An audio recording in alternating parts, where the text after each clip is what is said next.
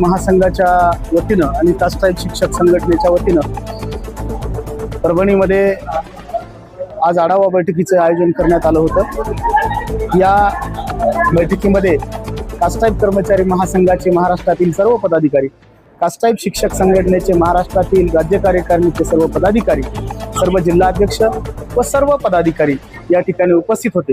कास्टाईप शिक्षक संघटनेची पुढील दिशा काय असेल, कास्टाईप कर्मचारी महासंघाची पुढील दिशा काय असेल आणि कर्मचाऱ्यावर होणाऱ्या अन्यायाबद्दल वाचा फोडण्यासाठी, त्याला शासनाकडून न्याय मिळवून देण्यासाठी कोणत्या पद्धतीनं लढा उभारला पाहिजे या बाबतीत हा विचारविनिमय करण्यात आलेला आहे। ज्या पद्धतीने शिक्षकांचे प्रश्न असतील तशा इतरही संघटना आहेत, याच पद्धतीने आपली कास्टाईप संघटना ही नेहमी शिक्षकांच्या प्रश्नावर रस्त्यावर असते। काय सांगणार या संदर्भात?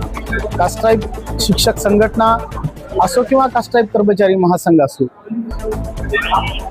मंडल आयोगात येणाऱ्या 272 ज्या जाती आहेत त्या सर्व मागासवर्गीय प्रवर्गासाठी लढा उभारणारी, मागासवर्गीय प्रवर्गावर अन्याय झाल्याच्या नंतर त्याला न्याय मिळवून देण्यासाठी काम करणारी महाराष्ट्रातील एकमेव संघटना म्हणजे कास्टाईप कर्मचारी महासंघ आणि कास्टाईप शिक्षक संघटना। याचं महाराष्ट्राचं नेतृत्व आदरणीय इंगळे साहेब करतात आणि त्याचबरोबर महासचिव म्हणून तांबे साहेब या ठिकाणी काम करतात आणि कर्मचाऱ्यांना न्याय मिळवून देतात। राज्य शासनाने शिक्षकावर जी मोकार ठेवलेला आहे, तर या संदर्भात काय वाटतंय? आपली संघटना कशा पद्धतीने याकडे पाहत आहे?